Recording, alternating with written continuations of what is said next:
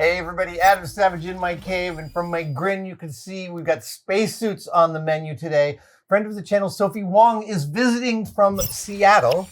Hello! Dude, it is so good to see you, and you are so spacesuit obsessed like I am. I am.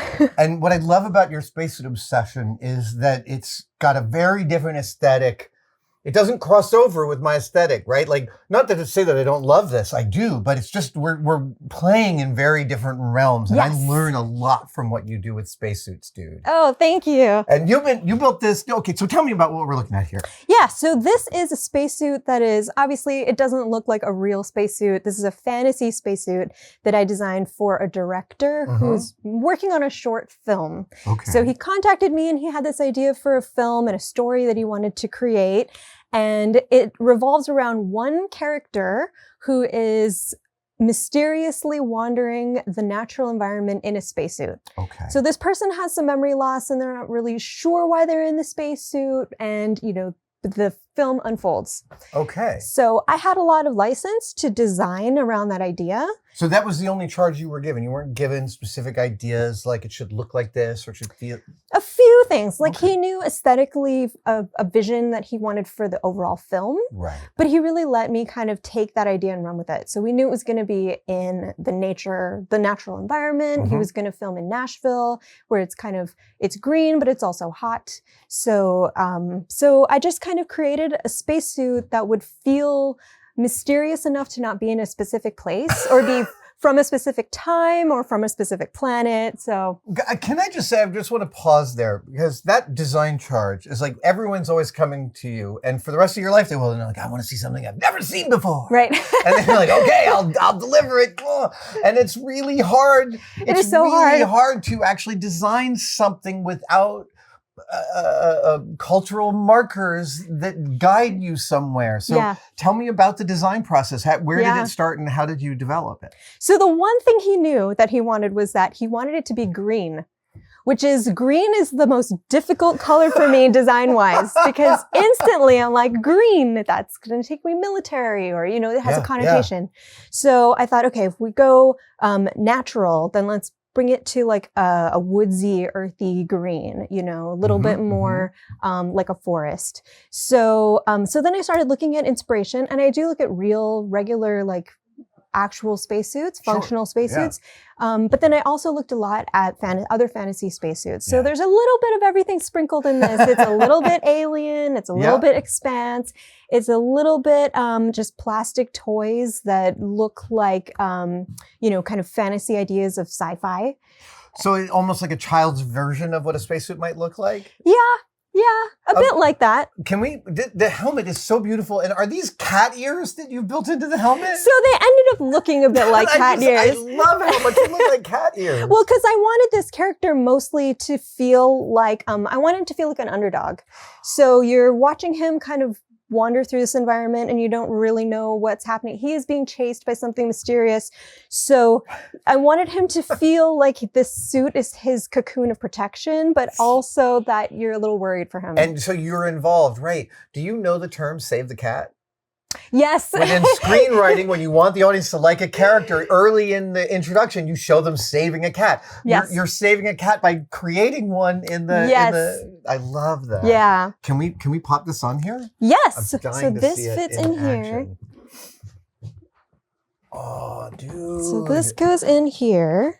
We can kind of put things together, start putting things together. Obviously, this isn't a lot of right, whoops. it's foam, so there's a lot of Stick give this to it. in there. Yeah, there's foam, so I just kind of squish it in. So I decided I wanted this spacesuit to be, I won't talk over the noise. There we go. So I decided I wanted this spacesuit to come apart easily for the person who's wearing it. So I didn't want the helmet to be wired into this chest part in any way. It had to be its own electronics. It's completely separate. Got so it. if anything happens, if he needs to get out, he can just rip that off. Well, he can't really lift his arms off, but somebody can rip that off of his head. Also, we knew early on that we were going to make a gigantic dome for this helmet because the director really wanted to have the ability to put the camera really close to the person's head and kind of get a POV shot like through the helmet. So it created a lot of sight lines through the helmet. I knew I was going to have to basically make the whole top of the helmet a giant dome. Crazy. Which was so difficult. I see also some shades of Alien, of Mobius and John Mollo's Alien suit design, but you've made it vastly different. It's so great. How did you make this dome? Okay, I'm glad you asked. So it actually was like a bunch of us makers coming together to help me make this dome. So I designed this so it's completely custom. This is not a shape that exists anywhere that I could take off a shelf. So I 3D modeled it. And I also have never been in the same room with this actor. So I had to do some pretty interesting fitting techniques. So I had them send me a 3D scan of his head, which we did with an iPhone. Amazing. And then I 3D modeled over his head shape. So I knew it would fit him. And then I 3D printed this giant buck shape. Right, yeah, the buck for the eye. I don't have a 3D printer that big, so I luckily have a friend named Joel who has a gigantic printer, and he let me print it at his place.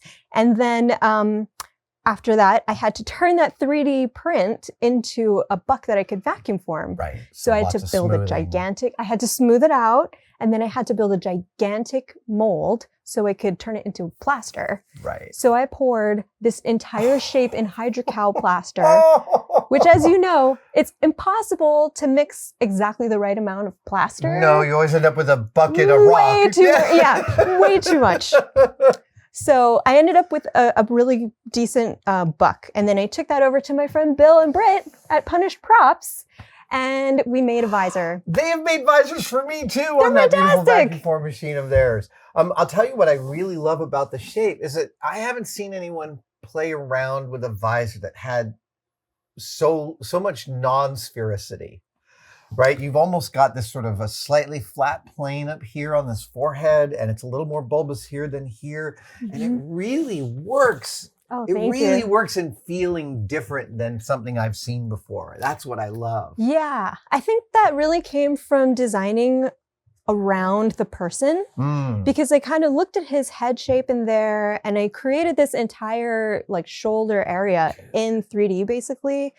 And I was able to kind of consider the shape in totality versus just working on a helmet by itself or working on a dome. And I just wanted all these shapes to kind of cascade down and like, fit together as one unit and not feel separate. Did you work in CAD or with design sketches and pencil, or a little bit of everything? So I go back and forth a lot. Amazing. So I started with pencil. I started with tracing things. I started kind of cobbling things together just with paper and cutting things out and taping. And then I do a lot of just sketching and drawing and doodling. And eventually I cross over into CAD when I really like have an idea of what I want to make. I don't feel like I can be super creative in CAD. So CAD's for taking the ideas you've already come up with and figuring out how they work in orientation to each other. Yeah, not necessarily how you might ideate. I want to say that officially, but then I always go back later and I'm like, wait a minute, this is cool. And then I'll make a swirl and then bring that in. So I want to pause at the tracing part.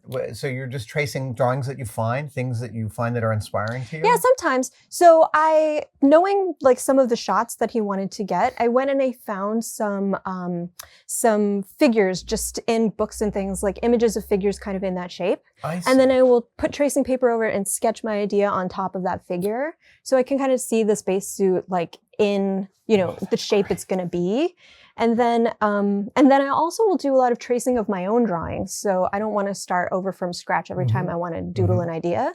So I'll sketch what I have and then put tracing paper on my own sketch and then try an idea on it and then take that off and try another one. So I kind of just use tracing as like a way to ideate. This is great. I love that. Mary Carr is a writer who says that when she has a writer's block, she just copies other writers' work in longhand. And she's like, just putting their words through my hands gets my mind going. Yeah. So sometimes I just sketch other spacesuits, and I'll just take one thing off of that and put it here, and then it'll start me on something, So I have a little collection of paper sketches of other things, that are useful. I want to talk about overall. So I'm curious about your inspiration for this neck piece, because I can feel that it feels sort of like an oxygen processor or something along those lines. But there's also this beautiful animal-like way. It sort of rests on the body.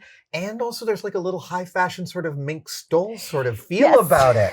So tell me about your inspiration. Yeah, so I made a previous spacesuit where I felt like the helmet and the chest piece that it was fitting into were not mated very well. Like I was really unsatisfied with how they integrate. Amazing. And so one thing I really wanted to tackle on this suit was that. Yeah. So I specifically wanted to make some kind of volumetric shape that would break this exact line here, that's so that what bothered you. It carries you from this shape to this shape, and they just feel more united. Like if this wasn't here and you just had that seam.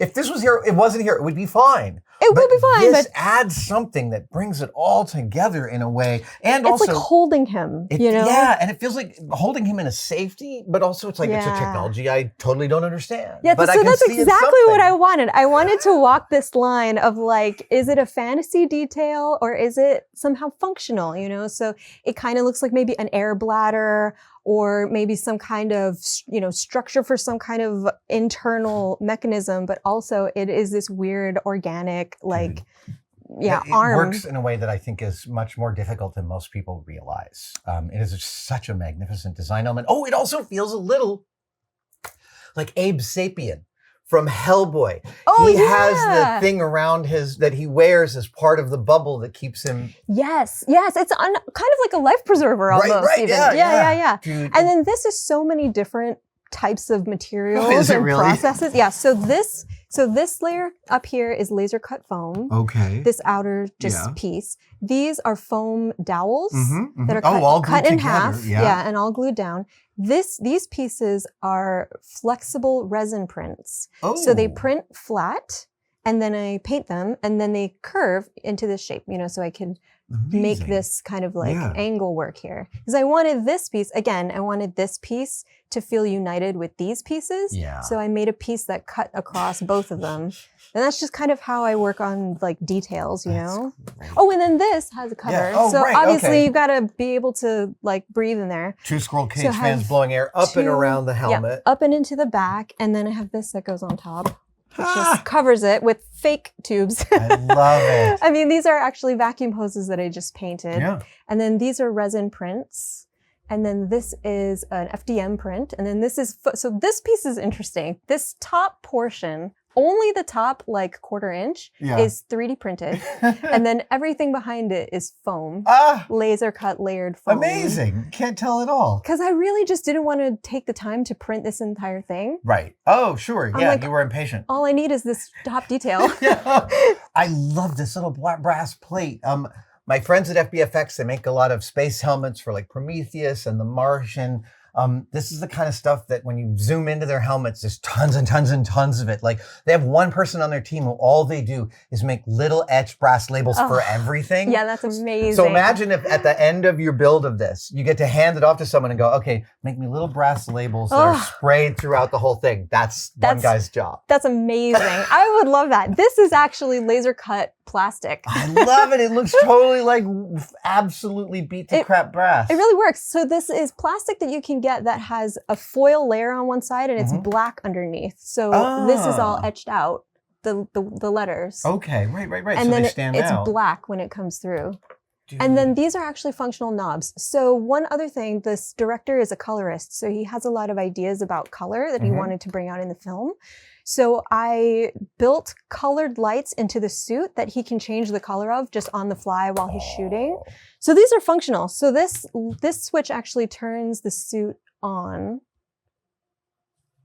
Oh, there. Oh, yeah. So now we have the helmet on. Beautiful. And if I turn these knobs, they can change the color of these to whatever color he wants. Oh man, that's so cool. So that way he can dial it in. So in some scenes he has it totally red because something bad is happening. And then in some scenes he has it, teal or yellow. Sometimes it's yellow. Where did you find a pot that can change the color across the whole RGB spectrum? Oh, so the lights are RGB LEDs and they're programmable. So I just have a microcontroller board in here that I just program to do that. And then I also, to match that, have here, Right. if we open this part, this panel comes off. And then I have electronics in here. So this is how I turn on the lights here. And also the fan switch is there. And then this knob, I can change these, to match, to match that, or they could be different. And then Sophie. I also have this other knob changes the lights on the inside of the helmet. Oh, right. That's this strip down here. So he wanted to do some color effects on the actual actor. So he can change that to any color. And then I gave him a couple of just options for white being really bright or being really yellow, so he can really dial it in. But on set, so he can just, monkey with all those controls, and they're completely exposed. He doesn't have to dig in, and they're functional. They become also, they do dual duty because then they're also little design details. That's really, I imagine there's directors watching this being like, oh, I want that. I want to be able to dial my own colors on set. Yeah, I figured you don't want to, I wanted this suit to really work for him in his shoot and allow him to do things, to create his vision. So he wanted the suit to have enough light on it that it could be the only light source in the shot when he's shooting outside. So I also have these lights here, which are actually just 2 headlamps wired together. Okay. And so I have a little button here, so they turn on, so they can illuminate in front of him. Yeah. And there's... I'm assuming, did you start with the helmet and the chest piece as your main design and then fill in the rest? Or was it more piecemeal than that? Well, I thought that that's what I was going to do. I was like, I'm going to be really organized about this and design the helmet and then design the chest and then design everything else. But when I was going through the sketching and design process, I kind of had to design it all together and then start building it. And, I get to a point where I'm like, I need to make this other piece to understand what this piece is. Yep. So I kind of go back and forth. You have to know the narrative, and the narrative is taught to you by the pieces as you're assembling them. Yes, exactly. And then I had to, try it on a lot and understand what's working and what's not working. And I had to ask him a lot of questions like, are you going to have someone on set helping this person, or are they going to have to put it on themselves? And so he shot over the course of a year with this spacesuit in various different seasons. And so I wanted to build it for him so that he could put it away in between and then take it out and it would still work. Easy, right? Yeah. So I had to build memory into this controller board. So when you turn it off and turn it on, it goes back to the same color. Wow. Yeah. And so that didn't exist in that board. So I had to kind of create, a system for that. So do you have is there a place people can go and see your build logs or pictures of your in progress work? Do you put that up on your site? Yeah, so I usually, as I'm building, I will put things on Instagram. I also have a page for this on my website, sophiewong.com. And then I wrote a whole article about the design of this for Make Magazine. Oh, right. Yeah, yes. So that's in there. We're going to include a link to all of those things in the description. I want to talk about the other amazing pieces of this. I laughed when I touched this because it weighs maybe 5 ounces. It's so light. Yeah, it's so light. I've had that problem before when I've gone through an airport with a helmet that looks like metal, but it's foam and plastic. And the TSA person goes to pick it up and they're like, whoa, and I'm like, stop. So this is the main chest piece. Yeah, so these are the 2 chest pieses. And, I only painted the part that shows. Right, of course. This part goes underneath. And this is all just EVA foam. And this is EVA foam. It's laser cut and laser etched all these textures. But I wanted to create areas that feel like a different material. Yeah. So I put all this detail, in here, but it's all the same. It's all EVA foam. I just love that. I love how it does feel like almost like a zipper or like some kind of metallic seal. It's really, and I love the green that you went towards military, but not. It just doesn't feel like martial military. It feels like more research military. Yeah, it ended up working out, I think. So this is the base, as I mentioned, I didn't get to meet the actor in person and take measurements or do fittings. Right. So the base is actually just a purchased snowboarding onesie. Okay. I sent it to him in the mail to have him try it on and make sure it fit. Great. And then send it back to me. So I'm like, I know this thing fits. So then I added all of these. This second color is everything that I added. Phenomenal. So this is like the pleating that goes over the shoulders. And as your shoulder gets in there, it kind of like opens up. up, you know, a little bit and like falls apart. I love this. The labels. And then I did those on my inkjet printer. Amazing. Oh, wow. Yeah, you can print on fabric. Yeah. So I did a bunch of those just to kind of give it another layer of like, you know, functionality. Oh, and here you've got a fabric match to this kind of pattern to tie those together. Yeah, and then those are that's on the boots too. Oh, yeah. This kind of like and you've these got the grid, the triangular grid. Yeah, too. so I use the same texture to kind of spread it out over the body. Isn't one of my favorite parts about spacesuit research is looking at all like hundreds and hundreds of snowboard boots and old 1970s what you call bunny boots. Moon boots. Those are so great. Like, and they're far enough back that they're not instantly recognizable anymore. So they're a gold mine. I love also mucklucks. Yes. Mucklucks are great space boot bases. Totally.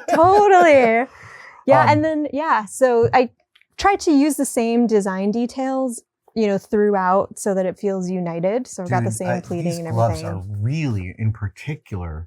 So these are just electrician gloves. Yeah. You know, those yellow and black ones? And I just painted them bronze.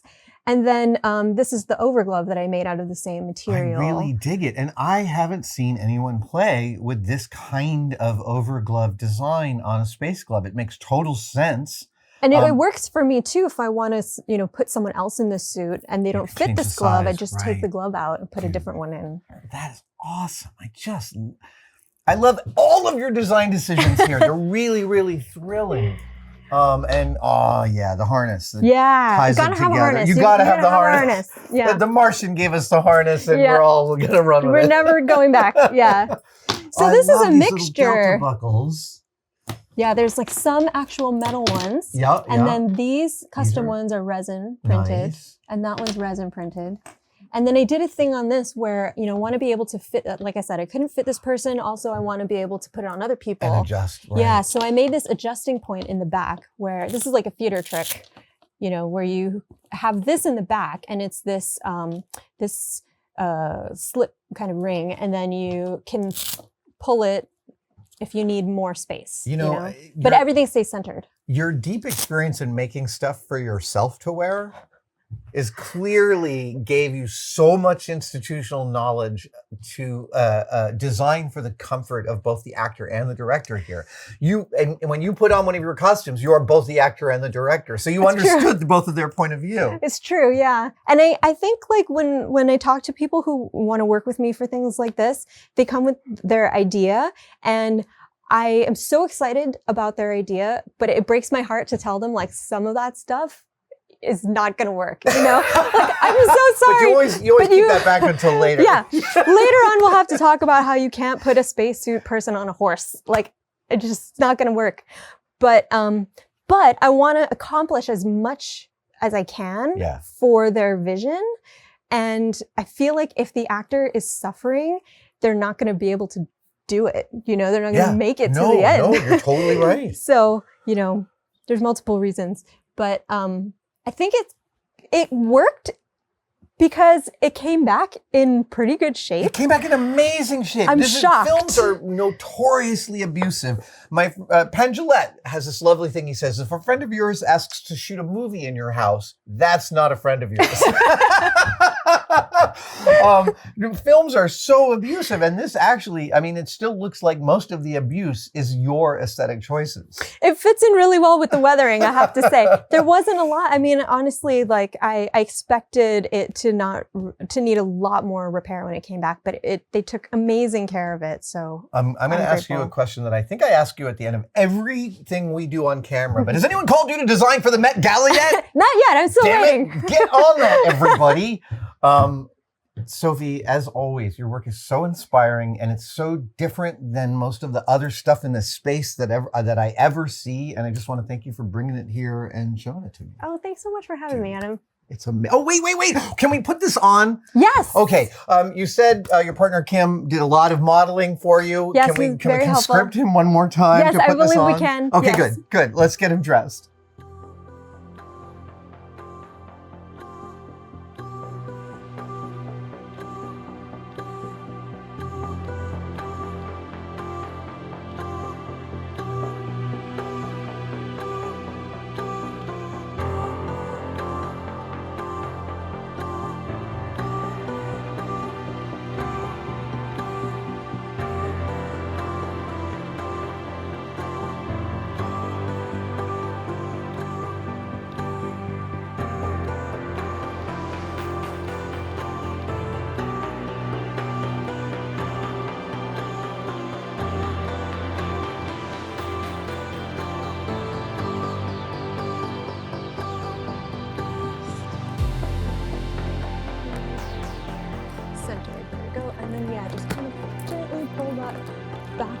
Push it down. Beauty. There we go. Sophie. And then we gotta switch you on. Oh yeah, fans. Boop. You feeling them? Excellent. Okay. Yeah, you can't hear anything. And then this just goes in here. This is the charging cable, but it doesn't connect to anything. Oh, okay. So it just pulls out of that slot. Isn't that great? I love that flight suit. And then this. Dude, I mean, everything about this, I really love. I love this.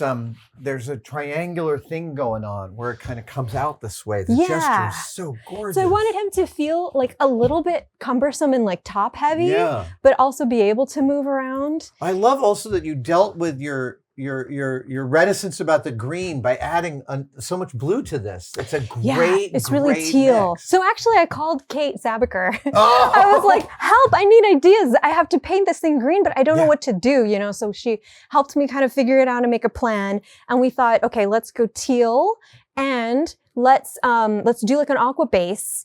And then her brilliant suggestion was to work metallics into it in a big way. And I was like, this is great because he told me he was going to film in a lot of low light. Oh, so the reflections. So the reflections will make all right. these details still Pop and happen. really, yeah. yeah. And it really did work. So I've got like, I kind of tried to hit the edges, Yeah. you know, with the gold to give and the the silver. details. Something to glint in the darkness. This is where if I was a costume designer on set, I'd be there with a gold pen, shot by shot, Yes. making it kick and making it. Yeah. Just hit things. Dude. Oh, and then this little detail. Yeah. This is vacuum formed EVA foam to make this little flange. It's so gorgeous. And then this is vacuum formed just styrene to Yeah. make the diffuser. So these little things that like I 3D modeled this shape and then I could basically form everything off of that. Right. With a blow dryer and a little vacuum former. A little vacuum form Yeah, machine. Yeah.